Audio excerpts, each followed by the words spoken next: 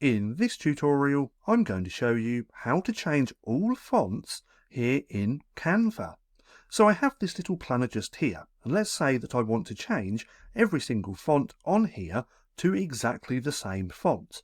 Now, first off, all we have to do is click on any of the fonts just like this.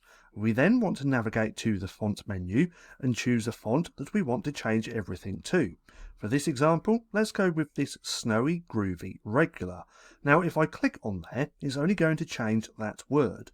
But if we look here on the left-hand side, and at the end of the fonts, it's saying just here, change all.